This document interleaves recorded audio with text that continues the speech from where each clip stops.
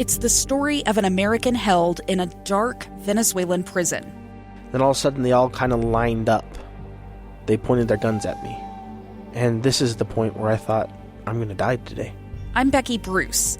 I spent a year working on Hope in Darkness, which now has more than 2 million downloads. Find it on kslpodcast.com or wherever you listen to podcasts.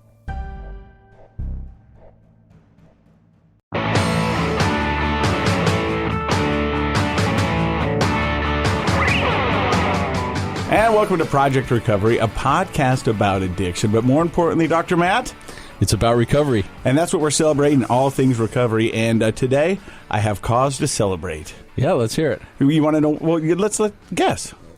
I think it has to do with your sobriety. It does have to do with my sobriety. 1 year, right? 1 year, buddy. Yeah, congratulations. Woo! 365 days. And I never thought that would be possible. More importantly, I never thought, why would you want to do that? Back in the day, you probably didn't. I'll tell you this, though. After our first conversation when you came out of your rehab, I knew you would do it. And that's true. You know, I knew you had the determination at that time. It's not until you do something that you can really kind of sort of relax and realize I accomplished it. I mean, you don't want to count your chickens before they hatched, but sometimes your friends do. Yeah. And I knew you would. And so, well, I appreciate that. I'm proud of you, man. Well, thank you very much. But I wasn't sure. You know what I mean? That's what I mean. I mean, I knew you're doing the work. I knew what I wanted to do. Yeah. And I knew something in me had switched where it was like, I do not want this anymore. Mm-hmm. It doesn't make any sense. I now look back over 30 years of partying because I'm 45 and probably started when I was 14, experimenting. And I can tell you, looking back at points in my life where it was just destructive and I was fighting to keep it, and I don't know why I was fighting to keep it, but I was. And, when I was in my addict brain, the bad times that happened, and they happened more than I'd like to admit, I could always write them off or explain them out or make them seem less destructive. And I think, I've pegged you as a kind of a true optimist, and I think optimists have that ability that maybe works against them a little bit at times to downplay problems in their life. Oh, it's not so bad. They have that optimistic quality. And so I think you use that, unfortunately, kind of against yourself over the years to just dismiss and downplay the problems that were caused by your drinking. But, in retrospect, I can look back now and I can think of, I used to, my dad's here and we're going to talk to him in just a second because he's going to give you his perspective on the whole sobriety. But I used to have conversations with my dad on the golf course, and I would say, Dad, the crazy thing is just by showing up, I usually do wonderful. Just by showing up. And I would brag about it. Like, I'm not even really putting much effort in, and I'm getting success. Yeah. And I used to see that as kind of a badge of honor. It's like, look, I'm not even really trying, and I'm succeeding.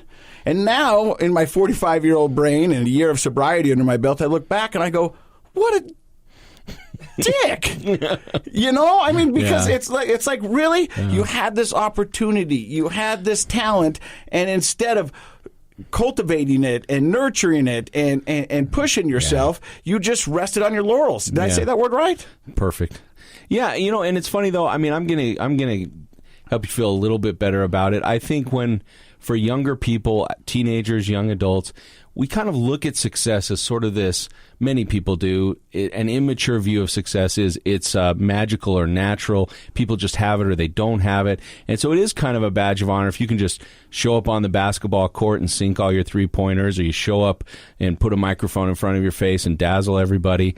And I think that your view of that probably started naturally, like it does for a lot of teenagers and young adults. But over time, I think that you held on to that perspective instead of realizing, oh, shoot, I've got to work. And I like the word you use, cultivate. A lot of people, I think everybody is born with some natural tendencies and talents. Yeah. But not very many of us really dig deep and do the hard work to cultivate and magnify and grow those talents.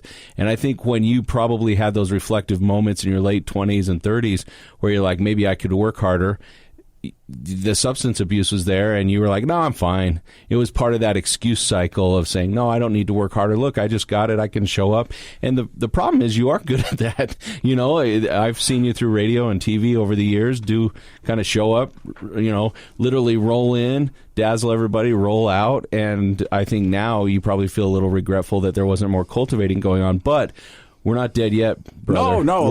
We're only in our 40s. Yeah, I call this halftime. Yes. You know, this perfect. is halftime. And I've got the third and fourth quarter to play, and Exactly. I'm excited about it. And I don't want people to think that I didn't work. I mean, I did a lot of overnights. I mean, I did everything that I was supposed to. Did I make it sound like you didn't work? No, and I think I did. But, I mean, I did work. You worked really hard, but I think you and I are on the same page that it was like the success came pretty quickly. Yeah. You from the very beginning, and that can kind of mislead a person as to where their success comes from. I think in my life I was happy because I was given 70% and, you know. Doing C work, getting A grades. Yeah. Yeah. And now I look back and I go, what would happen had I, you know, gave 100%? Yeah. You know, like I'm doing right now in my sobriety. There was a lot of times in my drinking where I would do what a lot of alcoholics or a lot of people do where they go, I'm just going to take a month off. Because if I can take a month off, then I've got control over this. Prove to yourself you're in charge still. But I tell you what, on the 31st day, I was throwing them back, you know. Mm-hmm. And people do that. And I think that's a valuable lesson for some people to make sure that they've still got it in control.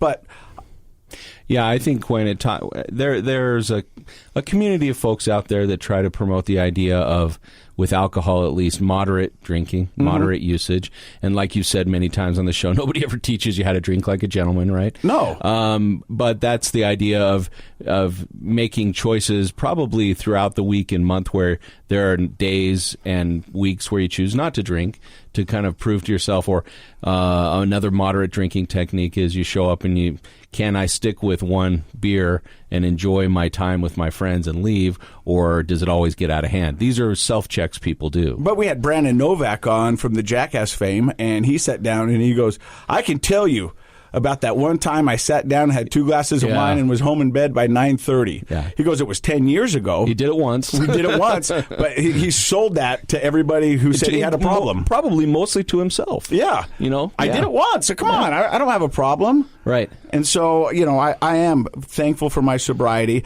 And I remember... Well, you've given 100% this year. I really have done everything I can. Yep. And some days I win and some days I lose. And I'm not saying that I've drank, because I haven't had one drop of alcohol for 365 days. Yeah, no. But I'm giving it all I got. Yeah. And I remember when I first got out of rehab and we'd go to some AA meetings, and this guy would stand up and he would say, this is the best thing that ever happened to me. And me just newly out, jumping into the rooms and figuring stuff out, I'd go, that is stupid. How could you say this is the best thing that ever happened to you? And I'm not saying this is the best thing that ever happened to me, but I'm grateful that it did, because it's given me a whole new outlook on life. It's given me a whole new outlook on my children and on things that are really important to me. So I am thankful for this. I can tell you it's not the best thing that's ever happened to me. Yeah. I think you've turned it into one of the best things that's ever happened to you. And so maybe that answers my question. But a lot of times a person, so you mentioned the AA rooms. Mm-hmm. So a person's going to walk into a room like that, or they go into some form of treatment, and they walk in kind of doing the Charlie Brown walk, head down, and they kind of feel like, I'm a loser, I've lost, and this is where I end up, this is where I have to be, because that's how they see that place. Whereas other people, hopefully, probably not right away, but hopefully quickly start to realize I've won, and this is a vehicle to help me get past my addiction. And I was wondering, did you have a time when you felt like, well, I've lost, and now this is where I have to be. I'm kind of with the sad sack crowd. Because you're a doctor and you speak with big words, I'm going to dumb it down to... well, I said sad sack. That's not very smart. No, that's not. But, I mean, I think a lot of times when you first go into those rooms, you feel like it's a punishment. There you go. Like this is a punishment. Yeah. This is what I have to do and to do this. And then there is something that you go, it's not a punishment. This is actually an opportunity. Yeah. And this is an opportunity to get back what I've lost. When And, do you think you made that shift in your thinking? Like at what point? I was talking to somebody on our Facebook page, and she works in the recovery world, and she goes, I love seeing the light come back into people. And I remember being 2 weeks into Pinnacle Recovery, and they're the ones that helped me get on my road to recovery. If you know somebody who needs some help, call them. She goes, I remember walking down in 2 weeks, and she goes, there he is. And I looked back behind me, I was like, who are you talking about? She goes, you. She goes, I can start to see you in now. And she meant, my flesh was coming back and the life was in my eyes. Yeah. And she goes, this is my favorite time. She goes, don't move. I said, okay. She goes, I like seeing this. This is my favorite part of the recovery. Oh, that's awesome. Is seeing, and so it's probably 2 weeks into it where. How long did she make you stand there? Did it get creepy? 13 minutes. Wow. Okay. That seems bizarre. But and I like that too. You can start to see the life come back. And I think that was probably when it became not a punishment, but an opportunity. Where you made that shift in your perspective. Well, we're talking quite a bit here, and I feel bad because the guy I'm excited to talk to him. The guy who taught me everything, The man. Mr. Michael Scott. And I remember being a kid. My dad was a DJ on it was what was it? B101 FM. B101 FM. He was the living legend, Mike Scott. And he had a star on the door to his office that said living legend. He had these T-shirts that were all 70s out, 3/4 sleeve, and this bear, and it was disco graphics, and it said, I woke up with Mike Scott this morning. I love it. Remember those? Yeah. And so, my whole life I've wanted to be him, and I have great parents. My mother's amazing. My dad is awesome. And I told this on the podcast, Stand Up and Fight. It was Rob Eastman's podcast. And I don't know if you remember this, Dad. I remember it was 5th grade, Grandview Elementary, and we had to write down. Did you go to Grandview Elementary? Yes. I went there for 1 year. Did you? Yeah. Remember the sledding hill? Yes. That was awesome, huh? What? Yeah. Oh, this is great. I love it. Yeah, we're grizzly bears, right? Yeah, Grandview that's Grizzlies. right. Yeah. Okay, and we're going to talk more about that later. In 5th grade, you had to. It was one of those assignments. What do you want to be when you grow up? Okay. And everybody's there feverishly getting to work. There was people who wanted to be cops, people who wanted to be astronauts, nurses, lawyers. I remember the teacher coming over to me and going, "Who's that?" I go, "It's my dad." And they go, "You want to be your dad when you grow up?" And I go, Yeah. I want to be my dad when I grow up. That's so cool. And I remember you coming to class and showing you that. And the second part of the story is, for the longest time when I'd be golfing with my dad, I'd always use him as the test. I go, if I can just be half as good as you, I'm going to be all right. And I remember this is one of the times that I'd been drinking, and I could see the look on my dad's face, and he goes, "You just don't get it." And I go, "What?" And then I go, "Dad, I just want to be half as good as you." And he goes, "Damn you! I want you to be better than me. Yeah. You need to be better than me." Yeah. He's given me all these opportunities, him and his mom, and I'm settling once again to be half as good as my dad. Yeah. And my dad's working all these times to make me better than him. And to be fair, he's a living legend. Yes, but I think. Did you wake up with Mike Scott in the morning? I wish. I think what you just said is such a great illustration of a father's perspective and a son's perspective, and it perpetuates. And it does perpetuate. When I was growing up, my father was on radio, my father was on TV, so this is a third generation situation, yeah. And my parents were divorced, and so I didn't get a chance to see him when I came back. My parents were divorced. I'd heard that. And when I came back from Vietnam, he was living in Klamath Falls, Oregon, and I hadn't seen him, so I went there where I started or continued my radio career. I started in Hawaii. And it was that same thing. And over the years, I've tried subtly to say things to Casey that he chose not to listen to or get. He grasped parts of it. My father, and I wanted to be him. He was cool, and he was on TV and whatever else. It was a very glamorous job. And then I saw the bad sides of him, and he was a raging alcoholic, and it was really bad. And so then I decided that I always wanted to be him, and then I decided I want to be better than he was. Mm. And the better part of it was I couldn't match the talent, I don't think. I don't think that was it. But I wanted a better personality. I wanted a better feel for social awareness and so forth. And so I remember talking to Casey, and we were talking one day, and he said, do you have any regrets? And I said, yeah, I do. One in my whole life. I think I have one regret.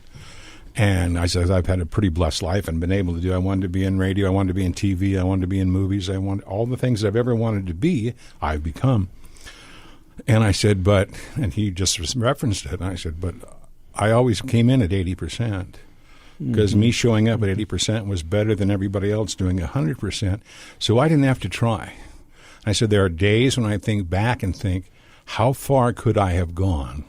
Where would my talent have taken me if I had showed up and worked at it? And I didn't do it. And I subtly dropped these hints on Casey. But the problem is, as you alluded to, cultivating things. What people who are not in the media, who are not in the, who are expected to be funny or show up, one thing you can't cultivate is comic genius.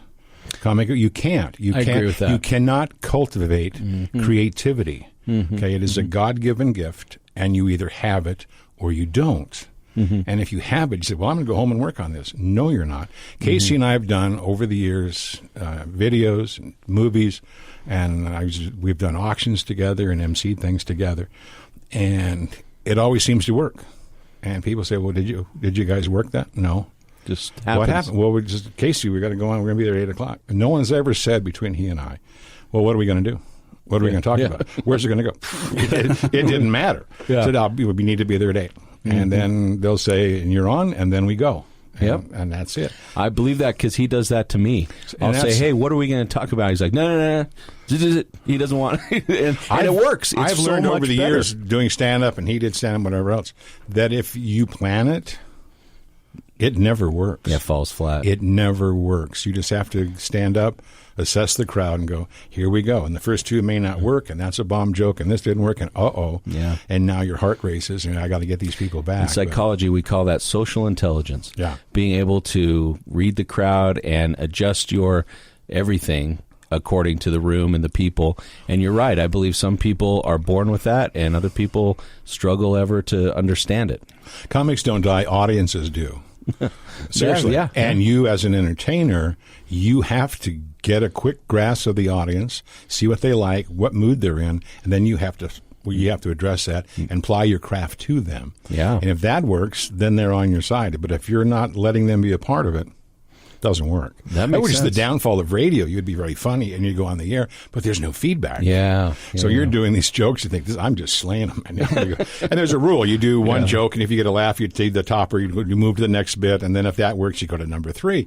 But as you do that, if the first one bombs, you never see number 2 or number 3. It's time to change. Yeah. So I remember being on the radio, this was really funny, and I'd say something, they're laughing, and I find out that it was just terrible. And I'm dying, and I don't know because there's no audience feedback. There's no feedback. Yeah, so it was a very strange thing. Hey, you're listening to Project Recovery. More with my dad coming up.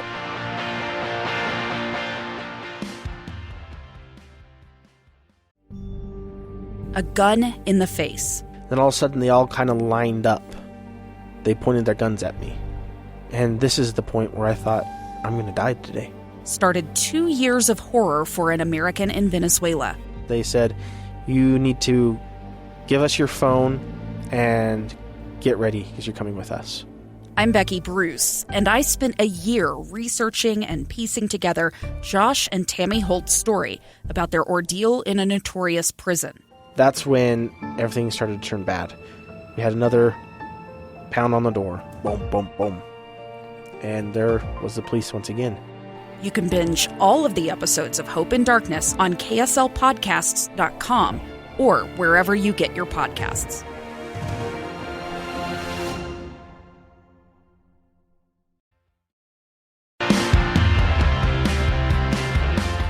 I think what my dad is saying is, and I've heard this from other addicts, complacency is a killer. In recovery, in life, I think once you get complacent, you're no longer hungry and moving forward. You're out of touch.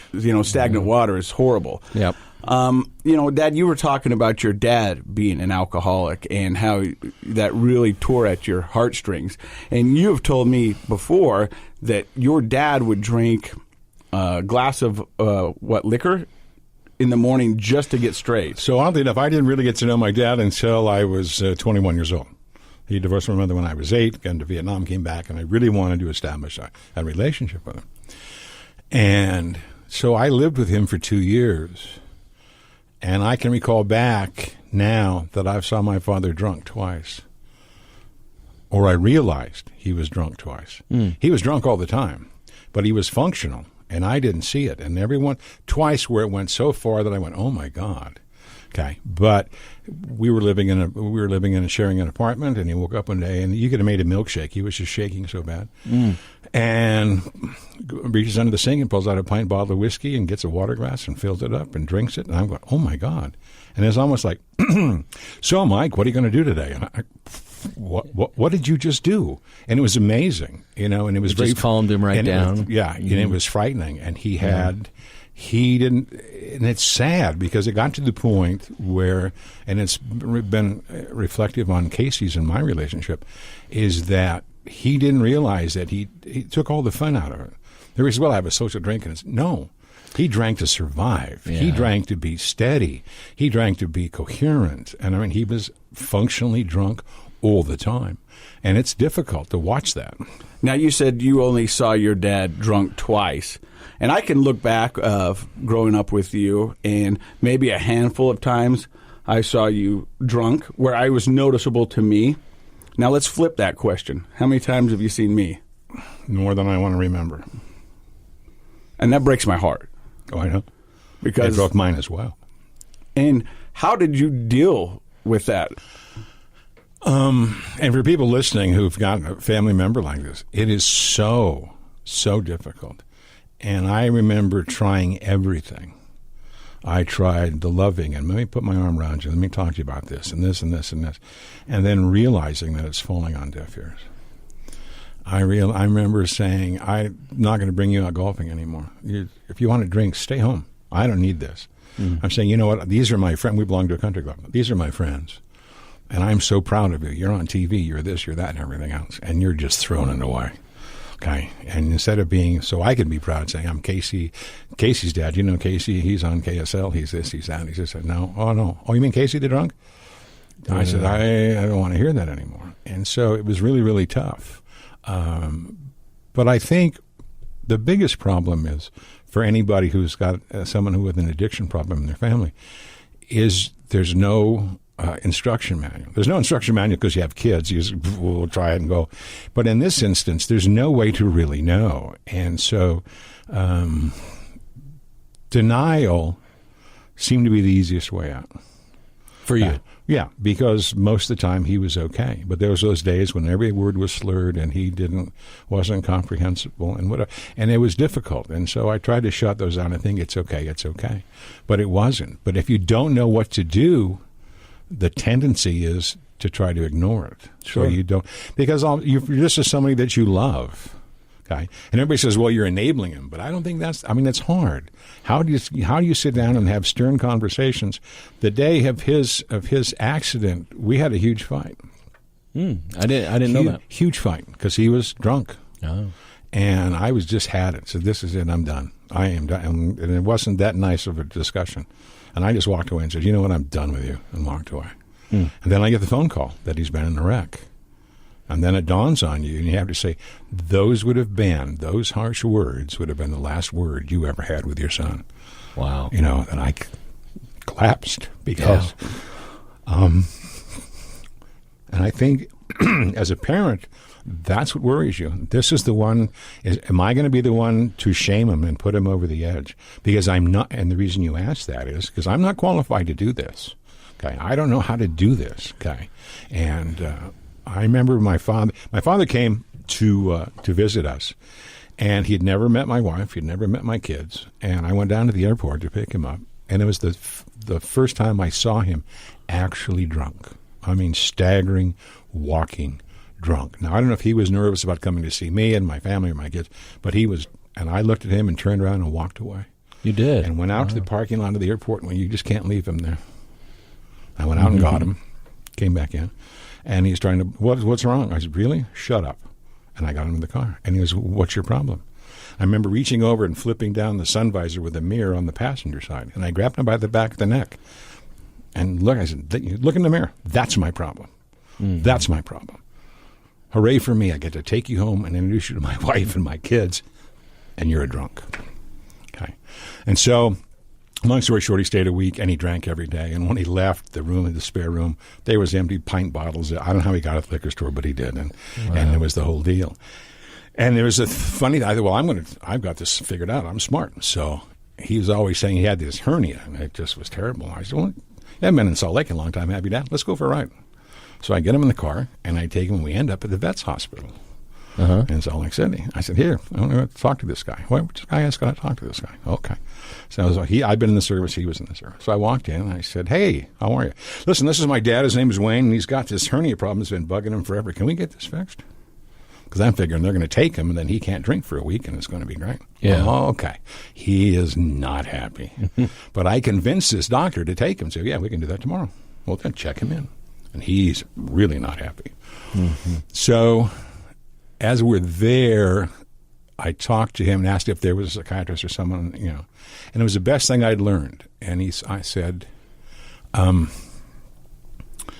love him, and I know he loves me, but this isn't working for either one of us. And why won't he quit? And he said, and I'll never forget this, he can't quit for you. He cannot quit for you. Probably number one, Michael, the reality now is he can't physically quit because he's so into this. And ultimately he died at 58 years old. But he said he can't quit. But you can't take it personal because he can't quit for you until he sees the light, till he sees what he's doing. And he makes the commitment.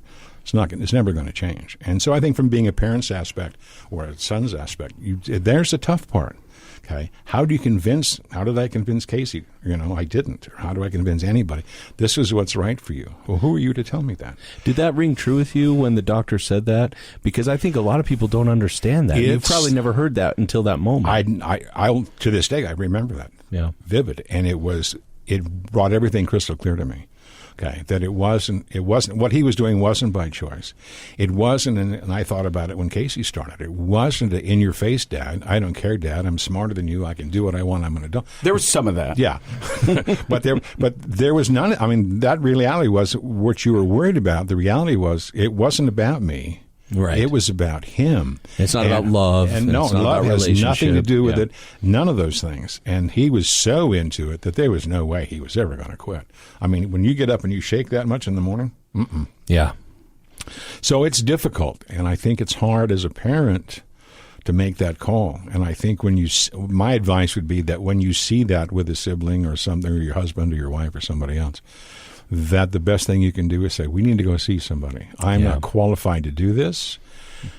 Whatever my decisions are will be jaded by my love for you, A. B, my fear of losing you if I'm too strict or stern or too exposing of what the problem is. And everybody's afraid of that. So we need to get an outside source, someone else who will say, hey, okay. And it's predicated on the fact that he can't quit for me. But he's going to want to have to go see somebody, too. And this brings me up to an award you won for writing a commercial, and it always just hits home to me. And basically, it was a guy saying, I don't have a drinking problem. You do. The St. Benedict's Act Center in Ogden hired me and my advertising agency, and we won a national award for alcoholism communication for, I don't remember what year it was, but we won the national award. And that was the concept. And the concept was, he doesn't have a drinking problem. You do. Because when he drinks, and there's a problem, he just drinks more and it goes away. So who has the drinking problem? The wife, the kids, the family, the boss, everybody that comes in contact with this person, they have the drinking problem. And A, they have the problem. And B, they don't have any joy out of that because they didn't know. There's none of that. Yeah. So that was a situation. The drinking, if life's getting tough, I'm drinking some more. Goodbye. And they just check out. And everybody else in the residuals going, oh my God. And that's a fresh new perspective, because that's not how we typically think of alcoholism. We blame that guy, and we pity him, okay? But my take on it was, wait a minute. Mm-hmm. There's other victims here, and there's everybody who's supporting you and living through this every day and wondering what's going to be happening, when the phone rings and what about this. And so everybody who has a drinking problem is the guy that's not drinking. Your reaction to Casey's accident is a perfect but tragic example of that very thing.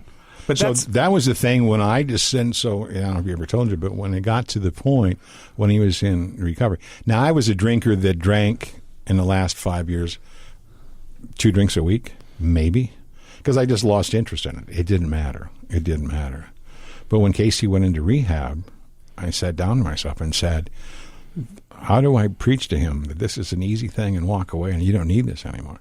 So today is my 365th day of sobriety. Nice. Because I couldn't feel within my heart that that was the right thing to do. I can't preach to you if I'm not willing to give up something. And to be honest, it was a minor thing because I wasn't drinking. I mean, but it's symbolic of. But it was necessary to show that solidarity and say, here we are, okay, and we're in this together. And that's been our goal for the last year. We're in this together. Yeah. I will never turn my back on you. I will never leave you, and I will not condone this. And then and it's a work in progress for both of us. So.